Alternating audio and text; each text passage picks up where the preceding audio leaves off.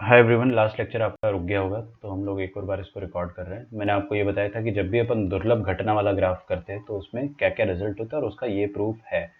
ठीक है, आप उसको आराम से देख सकते हो, नोट डाउन कर सकते हो और इसको समझना भी बहुत आसान है। ठीक है, तो ये वाली प्रॉपर्टी जो है इसको देखते हैं और फिर अपन पैराबोला चैप्टर को ख़त्म कर पाएंगे। लेकिन एक्चुअल में आपसे मैं क्वेश्चंस कराऊंगा कुछ कुछ अभी, वो अपन करेंगे। चलिए देखते हैं सर्कल थ्रू को नॉर्मल पॉइंट। मतलब मेरे पास 3 नॉर्मल है, तीनों नॉर्मल अगर एक पॉइंट पर मिलते हैं तो जिन पॉइंट्स पर वो नॉर्मल बने उसको अपन क्या बोलते हैं, को नॉर्मल पॉइंट। फिर से सुनना ध्यान से, है ना। थोड़ा सा आपको टायरिंग लगेगा क्योंकि बहुत सारी चीज़ें मैं आपके दिमाग में एकदम से पुश कर रहा हूँ, लेकिन this is the last thing. Okay, P Q R, ये तीनों पॉइंट क्या है, को नॉर्मल पॉइंट। को नॉर्मल पॉइंट पर अगर मैं सर्कल बनाता हूँ, क्या बनाता हूँ, सर्कल। क्या बनाता हूँ, सर्कल। को नॉर्मल पॉइंट पर अगर मैं बनाता हूँ तो it passes through the origin. That's it.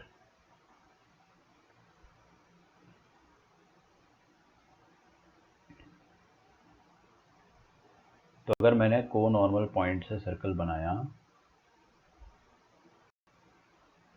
तो दिखेगा नहीं, लेकिन करेगा ज़रूर पास। ठीक है, हालांकि इतना अच्छा बन नहीं पा रहा है तो मैं फ्री हैंड बना देता हूँ। मेरा फ्री हैंड सर्कल तो ज़्यादा अच्छा बनेगा ना। ये देखो, खूबसूरत सा सर्कल बनने जा रहा है।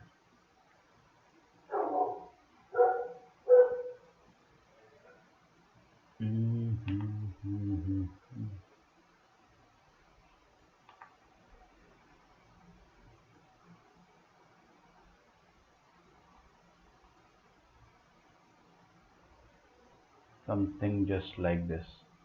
Okay, not very beautiful, but आपको समझ में आ गया होगा। तीनों को नॉर्मल पॉइंट से अगर मैं एक सर्कल बनाता हूँ तो वो कहाँ से पास होता है, ओरिजिन से पास होता है। ठीक है, it passes through the origin. इसका प्रूफ देखने की भी ज़रूरत नहीं, इट्स वेरी इजी और बहुत बेसिक चीज़ है ना। तो मुबारक हो भाई, पहली बात तो आपका टेक्निकली सारी थ्योरी पैराबोला चैप्टर की ख़त्म होती है। हम एकदम फास्ट कुछ क्वेश्चंस करेंगे, ठीक है, और फिर उसके बाद मैं आपको पैराबोलिक मिरर बताऊंगा। मिरर तो खैर बहुत ज़्यादा ही आसान है, तो पहले अपन क्वेश्चंस करते हैं। तो 2-4 क्वेश्चंस करेंगे फिर अपन इस चैप्टर को ख़त्म मान लेंगे। ठीक है, A is a point on the parabola. हाँ, सर्कल थ्रू द को normal points passes through origin, खत्म। पासेस थ्रू ओरिजिन, याद रहेगा ना। को नॉर्मल पॉइंट से अगर सर्कल बना दिया अपन ने तो वो ओरिजिन से पास रहेगा, पास करेगा। ठीक है, मैं आपको देखो, मैंने आपको अभी भी लिखवाया था कि अगर आपको कोऑर्डिनेट ज्योमेट्री बहुत अच्छे से आती है ना, if you tend to become the बाप of coordinate geometry, father of coordinate geometry अगर आप बन सकते हो तो आपका जेई में आराम से सिलेक्शन हो जाएगा। ठीक है, this chapter has the key, क्योंकि कैलकुलस इतना मुश्किल नहीं है। मुश्किल तो ये भी नहीं है, लेकिन कैलकुलस में बहुत सारी चीज़ ऐसी जो आपको याद रखनी ही नहीं है। Just practice practice practice. यहाँ पर कुछ चीज़ें याद रखनी होती है। तो ये चैप्टर एक्चुअल में डिफरेंस क्रिएट करेगा और कम से कम 7 क्वेश्चन आएंगे जेई मेन में। कम से कम मिनिमम 7 क्वेश्चन जो कि कोऑर्डिनेट ज्योमेट्री के होंगे। 25 क्वेश्चन तो टोटल आते हैं, उसमें से 6 to 7 क्वेश्चन आपके प्योर कोऑर्डिनेट ज्योमेट्री के होंगे। इससे ज़्यादा भी हो सकते हैं। ठीक है ना, तो आप ध्यान रखें कि आपका ये आराम से सिलेक्शन करवा भी देगा और नहीं भी करवा देगा, दोनों चीज़ें। तो ए इज़ अ पॉइंट, तो अब सिलेक्शन अगर करवा रहा है तो डिमांड तो होगा इसका अच्छा खासा कि भाई तुम मेरे पे ज़्यादा मेहनत करो। तो मैं आपको मेहनत ज़रूर कराऊंगा। अब यह लेक्चर के एंड में आपको पता चलेगा, आज जो आपको होमवर्क मिलेगा उसके बेसिस पे। लिखिए, A is a point on the parabola 4x y square is equal to 4x and the normal at A cuts, language देखना, normal at A cuts the parabola, again at point B, cuts the parabola again at point B. लिखिए, if AB subtends right angle, if AB subtends right angle at the vertex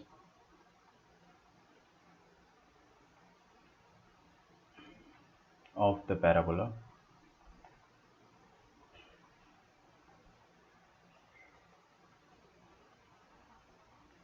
find the slope of AB.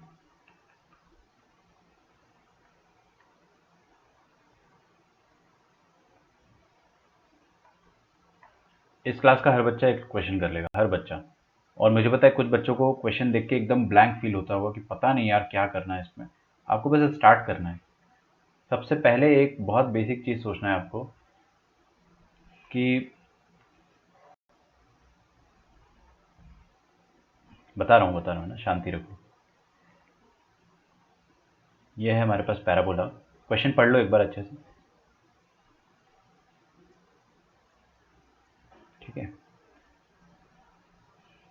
X y square is equal to 4ax। अब इस parabola में आपको क्या बोला गया है कि द नॉर्मल एट ए, हमारे पास एक पॉइंट है, उस पर हमने एक नॉर्मल बनाया है, ठीक है। Cut the parabola again at P. हाँ रुको रुको भाई, कहाँ जा रहे हो। तो normal at A cut the parabola again at point B. तो ये ए पॉइंट पर जो नॉर्मल है, ये पैराबोला को फिर से कट कर रहा है पॉइंट बी पर। तो ये तो मेरे को बहुत अच्छे से पता है कि अगर इसका पैरामीटर T1 हुआ तो इसका पैरामीटर कितना हो जाएगा, T2, जो कि होता है -T1 -2/T1। नहीं आया समझ में? अभी अभी बताया था मैंने आपको, ठीक है। इफ ए बी सबटेंड्स, हाँ यस, एक्चुअली -√2 है, +-√2 है, +-√2, यू आर राइट। दो। किसी और का आया? किसका आंसर आया था? आपका नाम क्या है? अमर। अरे यार अमर, तुम्हारी आवाज़ बदल गई। अच्छा तुम बोलते ही कहाँ थे, तो मेरे को तुम्हारी आवाज़ पता ही नहीं चली कभी। चलो, if +-√2 is correct, absolutely correct. और किसी का आंसर आ रहा है? देखो बड़ा आसान है। इफ द नॉर्मल, हाँ बोलो बोलो बोलो, कोई कुछ कहना चाह रहा है क्या? सर वो गलती से होगा।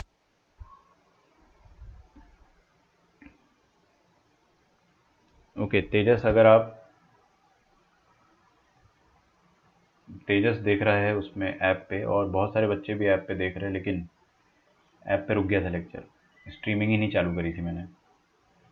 कोई बात नहीं। If A B subtends right angle at the vertex of the parabola. अरे सर ये क्या क्वेश्चन है, तो बड़ा लल्लू क्वेश्चन है। Right angle at the vertex मतलब T1 T2 is equal to -4। ये तो मेरे को एकदम रात के 3 बजे भी याद रहता है, ठीक है। तो अगर ये T1 है और ये T2 है तो इनका प्रोडक्ट क्या हो जाएगा, -4 हो जाएगा, अगर वो राइट एंगल सबटेंड करते हैं तो आप क्या बोल दोगे? सबसे पहली बात तो आप ये लिखो कि T1 T2 should be equal to -4, है ना, क्योंकि subtends 90 degree at the vertex. फिर उसके बाद आपको ये भी पता है कि T2 को आप लिख सकते हो -T1 -2/T1, है ना। बस दो इक्वेशन है, दो अननोन है। अरे दो अननोन है, T1 T2, और दो इक्वेशन है अपने पास, तो सॉल्व हो जाएगी ना, ये तो कर लोगे आराम से। मैं करके बता देता हूँ। आप क्या करो, यहाँ से T2 का वैल्यू उठा के, यहाँ से आप क्या करो, T2 का वैल्यू क्या हो जाएगा, -4/T1। Just put it in another equation. T2 का वैल्यू यहाँ पे पुट कर दो, तो क्या आ जाएगा, -4/T1 is equal to -T1 -2/T1,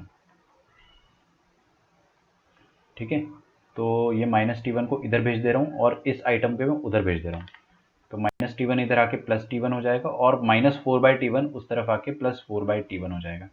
4/T1 -2/T1 that is 2/T1, ठीक है। तो T1 is equal to 2/T1 मतलब T1 square is equal to 2। तो यहाँ से पैरामीटर आपके पास क्या आ जाएगा, +-√2। ये पैरामीटर आया अभी, है ना। किस पॉइंट का पैरामीटर आया है? ऊपर वाले पॉइंट का पैरामीटर आया है √2, प्लस का √2। ओके, फिर आपको निकाल, if A B subtends right angle vertex then slope of A B. Find the slope of A B. अच्छा, slope of A B normal है लेकिन कॉर्ड भी तो है। ए बी नॉर्मल जरूर है लेकिन एक कॉर्ड भी है, नॉर्मल होने के साथ साथ एक कॉर्ड भी है। तो A B is a chord, और कॉर्ड का स्लोप क्या होता है? स्लोप ऑफ ए बी हो जाएगा 2/T1 plus T2, 2/T1 plus T2, ठीक है। ओ, तो मुझे T2 भी पता होना चाहिए इसका मतलब। अरे यार ये क्या कर रहा हूँ मैं, ये तो काफ़ी स्ट्रेट, क्या बकवास है ये सब। देखो ना आप, आपको मैं अभी अभी बताया था, विवेक ने मेरे से डाउट पूछा था कि सर नॉर्मल का जो स्लोप होता है क्या होता है, विवेक बताओ मुझे। Minus T. हाँ, माइनस ऑफ पैरामीटर। किस पॉइंट का पैरामीटर? जिस पॉइंट पे नॉर्मल बनाया गया है उसी पॉइंट का नेगेटिव कर दो, उस पॉइंट के पैरामीटर का नेगेटिव कर दो, स्लोप आ जाएगा। तो आपको वो फोकस वाले रास्ते से जाने की जरूरत ही नहीं पड़ेगी। अब इस पॉइंट का स्लोप क्या है, सॉरी, इस पॉइंट का पैरामीटर क्या है, प्लस माइनस रूट टू, उसका नेगेटिव ले लोगे तो क्या आ जाएगा, माइनस प्लस रूट टू। ठीक है, ये जो छोटी छोटी चीज़ मैं आपको बता रहा हूँ ना, ये कि स्लोप क्या होता है, नेगेटिव ऑफ पैरामीटर, आपको याद भी हो जाएगा, आपको समझ में भी आ जाएगा, बट आप भूल जाओगे। And that's where people get rejected, है ना। मतलब वहाँ पर आपका रिजेक्शन प्रोसेस चालू होता है कि भाई आप भूल रहे हो चीज़ों को, आपको बस उसी चीज़ को अवॉइड करना है। ठीक है,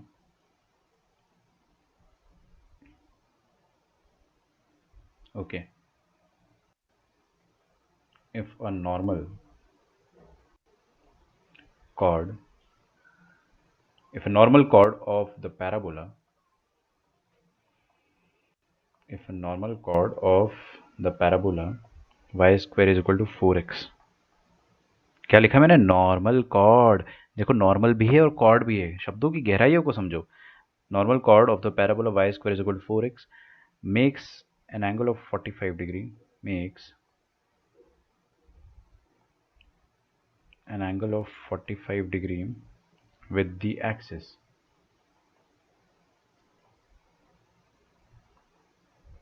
with the axis of the parabola.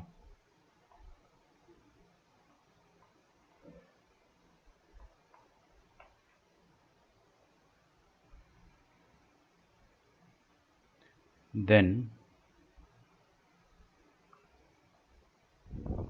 its length is, its length is, सागर आप प्रेजेंट हो क्या?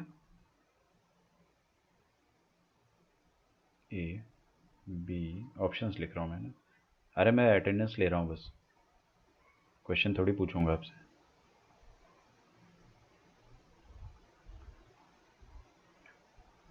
प्रणव आप प्रेजेंट हो?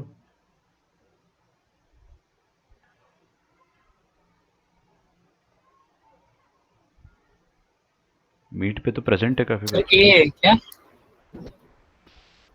ए आ रहा है सर। ए आ रहा है, एक मिनट है ना, मैं देख लेता हूँ। ठीक है, कोई बात नहीं। If the normal of the ए, यार ए गलत है यार, ए गलत है। किसका, विवेक आपका आ रहा था ए? हाँ सर। बताओ मुझे आपकी, सबसे पहले ये बताओ कि लेंथ ऑफ कॉर्ड क्या होता है? Sir 4a cosec square theta. अच्छा, और पैरामीटर के फॉर्म में?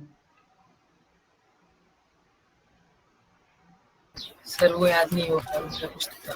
A T one plus one by T one का होल स्क्वायर, याद है?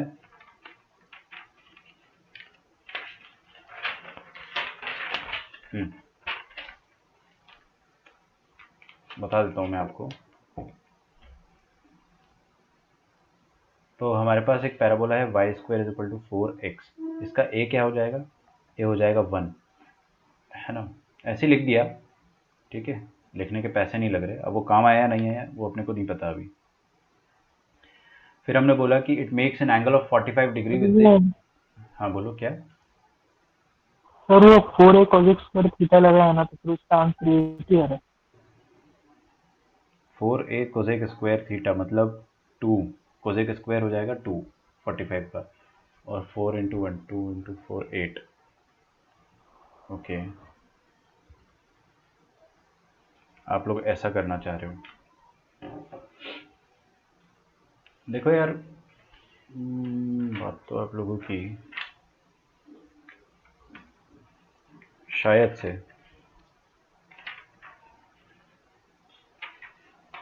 मैं इसका आंसर चेक कर रहा हूँ ना क्या है, क्योंकि मेरे को इसका आंसर याद है, जहाँ तक कुछ और आता है, लेकिन आप लोग जो बोल रहे हो।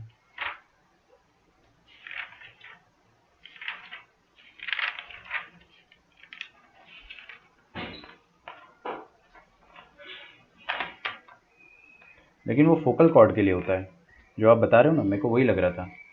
यहाँ पर फोकल कॉर्ड थोड़ी है, यहाँ पे नॉर्मल कॉर्ड है आपके पास, ठीक है, फोकल कॉर्ड नहीं है। जो आपके पास मैं जिस कॉर्ड की बात कर रहा हूँ वो नॉर्मल कॉर्ड है, ठीक है, तो आपका आंसर वो 4a कोसेक स्क्वायर थीटा से जो आप निकाल रहे हो तो गलत है ना, वो तो सिंपल गलत।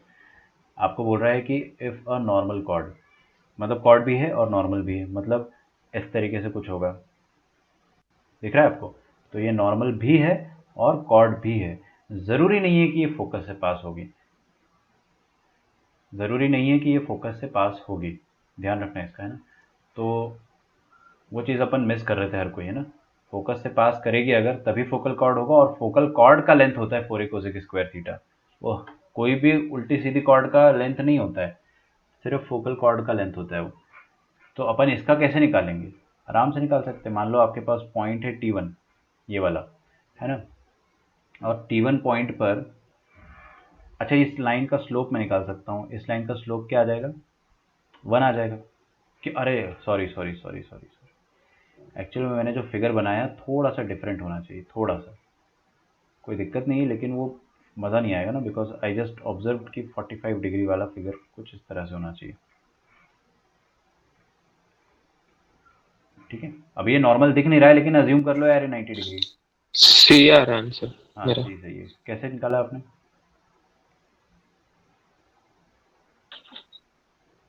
वही जो पैरामीट्रिक फॉर्म से वो लेंथ निकाला, हम्म फिर उसके बाद वो दूसरा जो पैरामीटर है हम्म उसको इससे अभी जो पढ़ाया था वो minus T1 plus good. 2/T1 से किया, फिर वो हो गया।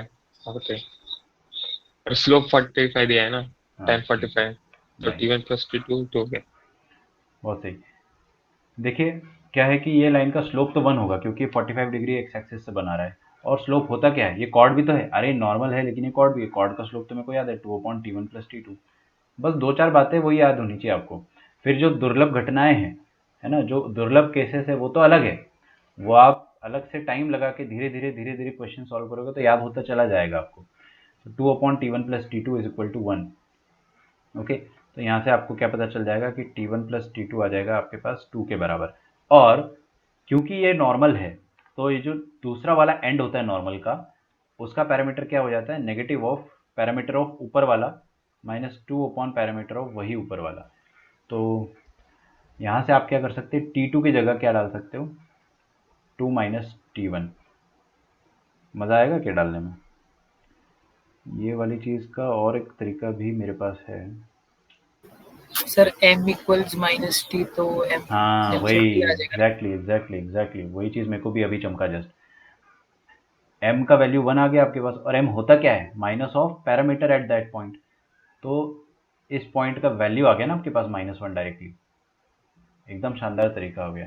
तो आपके पास T1 का वैल्यू आ गया, तो पुट कर दो यहाँ पे T1 का वैल्यू -1। तो कितना आ जाएगा? 2 माइनस -1 दैट इज 3। T2 को वैल्यू 3 आ गया, लफड़ा ही खत्म। T2 को वैल्यू 3 आ गया, कोई मेरे को दूसरा फॉर्मूला लगाना ही नहीं पड़ा। ठीक है, अगर आप वैसे चलते -1 माइनस माइनस 2 अपॉन -1,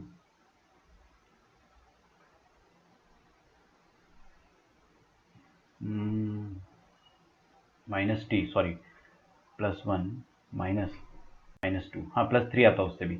समझ गया ना मैं क्या कर रहा था रफ में अभी? अगर नहीं समझे तो बता देता हूँ। अगर आप ऐसे करते T2 is equal to minus T1 -2 upon T1, तो आप T1 का वैल्यू रख दो -1, तो +1 +2 3 आ जाता। इस तरीके से भी आ जाता आपका आंसर। ठीक है, ये एक रफ कॉलम बना दिया मैंने, ताकि आपको समझ में आए कि ये करना कंपलसरी नहीं है। हाँ बोलो। अभी T2 पॉइंट मेरे को पता चल गया है। T2 पॉइंट क्या होता है? T2 पॉइंट होता है 80 स्क्वायर, मतलब 1 into 3 square, comma 2 into 8, 2 into 1 into 3, 6। और ऊपर वाला पॉइंट क्या हो गया? 1 into T square, comma 2 into A, मतलब 2 इंटू 1 2 इंटू -1 -2। ये आ गया पॉइंट पी पता है, पॉइंट क्यू पता है, डिस्टेंस फॉर्मूले से आप पी क्यू निकाल दोगे। पी क्यू आ जाएगा आपके पास 9 -1 8 का स्क्वायर प्लस 6 -2 8 का स्क्वायर 64 इंटू 2, तो 2 टाइम्स 64। बाप रे, 8√2 दिया है कहीं? यस, ठीक है, तो ऑप्शन नंबर बी आएगा, है ना।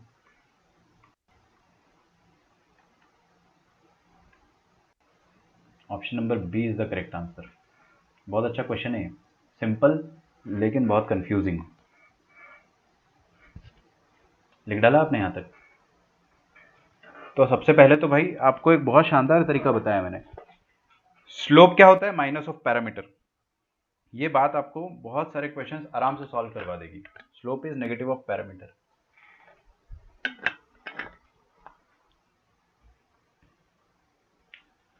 ओके,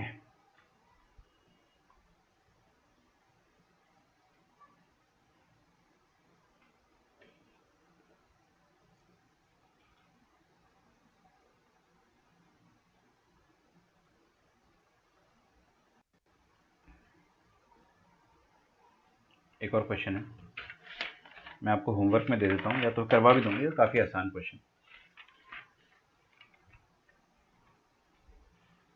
देखो, द नॉर्मल कॉर्ड, ये लास्ट क्वेश्चन है अपने पूरे चैप्टर का। फिर मैं आपको पैराबोलिक मिरर समझाऊंगा, उसमें 5 मिनट से ज़्यादा नहीं लगेगा। Normal chord of the parabola y square is equal to 4x at x1 comma x1, x1 comma x1, okay, subtends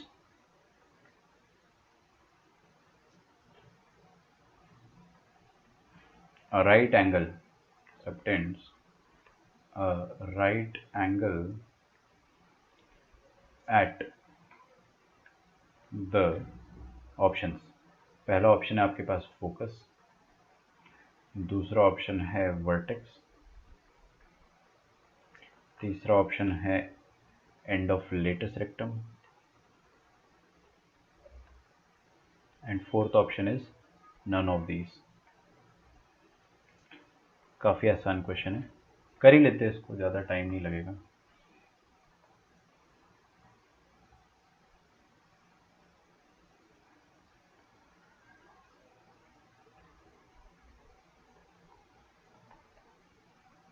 okay, तो normal of the chord of the parabola, normal chord of the parabola y square is equal to 4x। Parabola is standard, ठीक है, तो standard parabola मैंने आपके सामने ये बना दिया,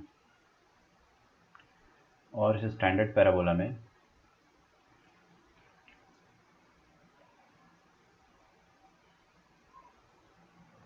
y square is equal to 4x है ना। इसका a कितना होगा? यहाँ लिख लो कोने में 1।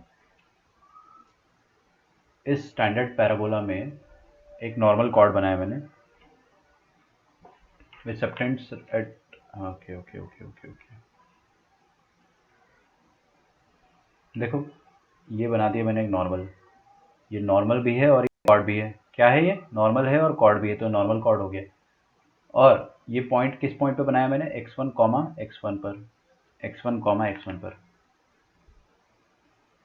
x1 कॉमा x1, ठीक है। This subtends right angle at the focus और वर्टेक्स। ये देखना, थोड़ा सा अजीब क्वेश्चन है लेकिन आसान है। देखो होता क्या है ना कि आपको पता करना है कि पैराबोला पर एक ऐसा पॉइंट जिसका कोऑर्डिनेट लफड़ा कॉमा लफड़ा टाइप का है, मतलब दोनों कोऑर्डिनेट सेम है, मतलब दोनों x कोऑर्डिनेट और y कोऑर्डिनेट क्या है? सेम है। तो इस पैराबोला पर एक ऐसा पॉइंट निकालना है जिसका x कोऑर्डिनेट और y कोऑर्डिनेट क्या आएगा? सेम आएगा। तो आप निकाल सकते हो वैसे, put x1 comma x1 on the parabola, है ना। x1 कॉमा x1 को अगर आप पैराबोला पे डालोगे तो आपको पॉइंट मिल जाएगा।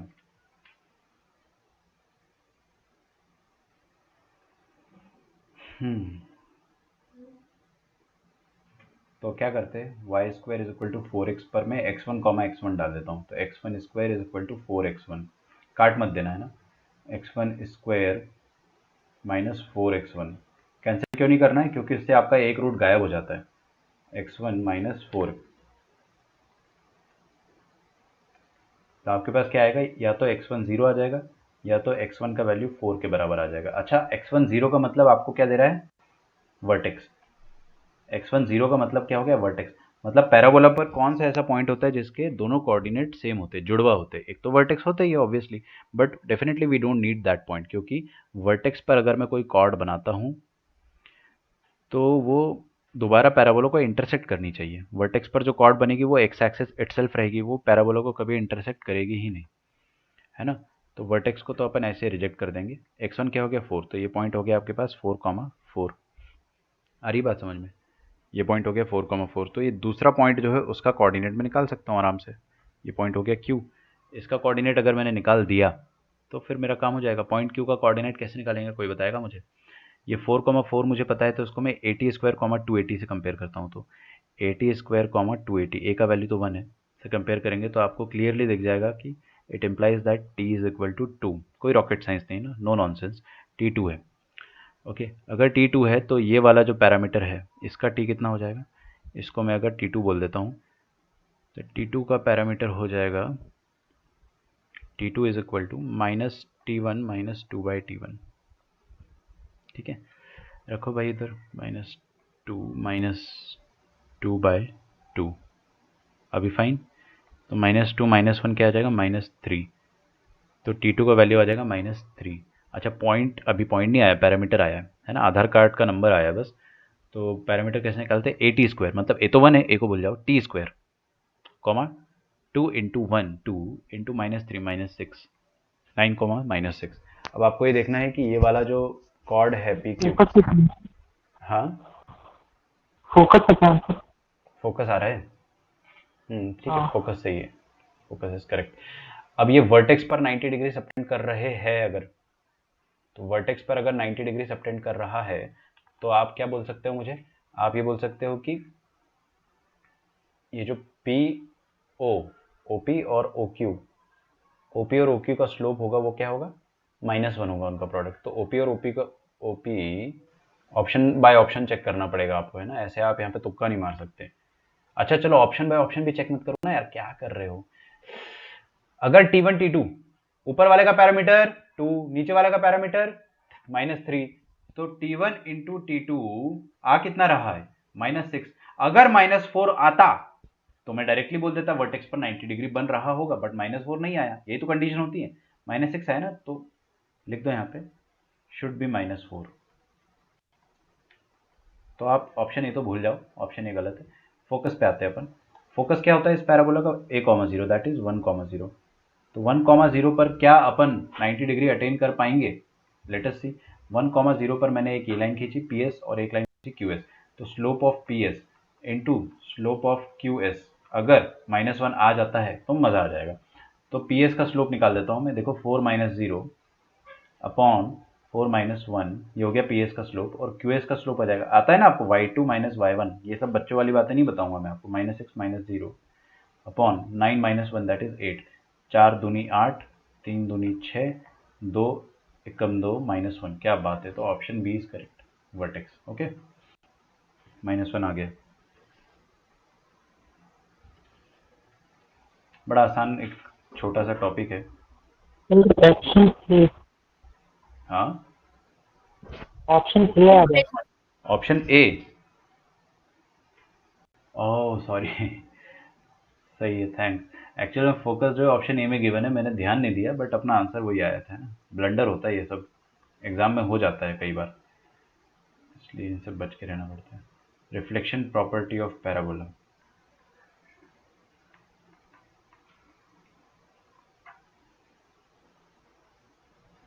ठीक है। मैं आपको इसका कोई प्रूफ नहीं दूंगा, मैं आपको डायरेक्टली बस ये बता दूंगा कि रिफ्लेक्शन प्रॉपर्टी होती क्या है ना। एंड आई गारंटी आपको ये अच्छे से समझ में आएगा, बिकॉज अपन पहले पढ़ चुके हैं फिजिक्स में, ठीक है। तो रिफ्लेक्शन प्रॉपर्टी ऑफ पैराबोला ये होती है कि अगर अपने पास कोई पैराबोलिक मिरर है, क्या है, पैराबोलिक मिरर,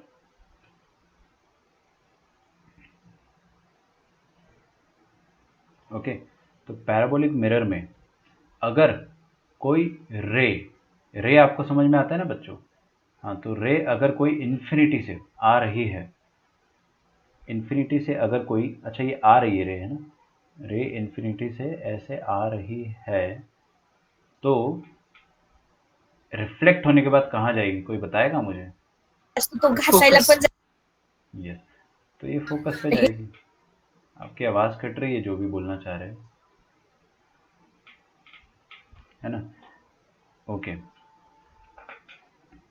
ये हो गया आपके पास सिंपल सा पैराबोलिक रिफ्लेक्टर का कंसेप्ट। अच्छा, एक और चीज़ है ना, मान लो कि क्या होता है ना, मिरर कैसे बनता है बच्चों? मिरर ऐसे बनता है कि आप एक एक तरफ पॉलिश कर देते हो और एक तरफ अनपॉलिश्ड रहने देते हो, तो मिरर बन जाता है। मान लो कि आपने अगर बाहर वाला सरफेस पॉलिश किया होता तो ये वाला सिनेरियो आपको बहुत सेंसिबल लगता, क्योंकि अब अंदर आपका मिरर हो गया ना। बट बाय चांस अगर आपने पॉलिशिंग अंदर करी होती तो अब एक्चुअल में मिरर्ड सरफेस जो है वो बाहर हो जाएगा, which we have actually seen a lot, है ना। ऐसे मिरर भी अपन ने बहुत देखे, आपको टर्निंग्स पर दिखते जो mirror, these are quite of those, है ना। तो अगर ऐसा कर दिया तो अब रेस जो आएगी वो एक्चुअल में बाहर के सरफेस को हिट करेगी, है ना, बाहर के सरफेस को हिट करेगी रेस। तो अब मैं आपको उस पॉइंट ऑफ व्यू से समझाना चाह रहा हूँ, अभी मैंने स्टार्ट नहीं किया समझाना, बताता हूँ। तो मान लो अब अगर आपके पास कोई भी रे है जो इन्फिनिटी से आ रही है, देखो ये एकदम धीरे धीरे धीरे धीरे आ रही है, और इसने क्या करा, मिरर को कहीं पर भी हिट करा। हिट करने का मतलब क्या है कि इंटरसेक्ट, क्या मतलब, रे ऑफ लाइट ने, I am not getting the term, बहुत सिंपल सा टर्म होता है, चलो जो भी है, रे ऑफ लाइट जो है वो मिरर पर हिट करती है, तो अब रिफ्लेक्ट होके कहाँ पर आएगी? देखो क्या होगा ना कि रिफ्लेक्ट होके इतना तो अपने को समझ में आ रहा है कि ऊपर कहीं जाएगी, है ना। वी डोंट नो एग्जैक्टली कहाँ जाएगी, बट जाएगी तो कहीं। तो होता क्या है कि अगर इन्फिनिटी से आती है तो रिफ्लेक्ट होके फोकस से निकलेगी, ऐसा ऑब्जर्वर को दिखाई देगा। तो ये फोकस है ना। ऐसा ऑब्जर्वर को फील होगा कि यार ये रे है ना, एक्चुअल में निकल तो रही है फोकस से। ठीक है, अगर यहाँ पर मैं एक ऑब्जर्वर लगा देता हूँ तो ऑब्जर्वर को क्या दिखेगा कि एक्चुअल में जो रे है वो फोकस से निकल के आ रही है, बट अपने को तो पता है ना कि हो क्या रहा है। तो इसको अपन इंग्लिश में भी लिख सकते हैं, और ये आपका एक तरीके से simple concept of reflection in a parabolic mirror हो गया। अच्छा, इसमें भी जो प्रूफ्स है वो अपन अभी एलिमिनेट करके रखते हैं, I am not at all interested in proofs, है ना। मैं आपको एक और चीज़ समझाना चाह रहा हूँ, क्या, बताता हूँ, बता रहा हूँ, जाओ। आप इसको ड्रॉ कर चुके हो तो अच्छी बात है, अदरवाइज मैं एक और मिरर ड्रॉ करूँगा अभी नीचे ना। So just draw this. देखो, बचपन में हमने एक और चीज़ पढ़ी थी कि angle of incidence is equal to angle of reflection. बहुत बढ़िया, अगर आपको वो याद है तो आपको ये समझ में आ जाएगा। ठीक है, एक्स वाई नहीं लिखते, हटाओ। अच्छा, हर एक बच्चा सामने देखेगा, है ना, हर एक बच्चा सामने देखेगा। मेरा बहुत फेवरेट टॉपिक था ये, ऑप्टिक्स। देखो क्या होता था कि जब भी हम एक प्लेन मिरर लेते थे, कॉन्वेक्स, कॉन्केव या पैराबोलिक मिरर की बात तो मैं कर ही नहीं रहा हूँ, I am just talking about a plane mirror. ठीक है, प्लेन मिरर से खूबसूरत कुछ हो नहीं सकता, ये तो शायद अपने को 8वीं 9वीं क्लास में पढ़ा दिया जाता है। तो अगर प्लेन मिरर में कोई रे आकर इंसिडेंट होती है, ऐसे नहीं, ऐसे आकर अगर इंसिडेंट होती है, तो ये जो डॉटेड लाइन मैंने बनाई है ये क्या होती है? ये नॉर्मल होती है। क्या होती है? नॉर्मल। हाँ, आप सुन रहे हो लेकिन समझ नहीं रहे हो, बहुत गहरी बात बोल दिया मैंने। दिस इज नॉर्मल, और नॉर्मल क्या होती है? It is an imaginary line, actual में दिखती नहीं है लेकिन हम वहाँ पे एक इमेजिनरी लाइन इमेजिन कर लेते हैं, नॉर्मल।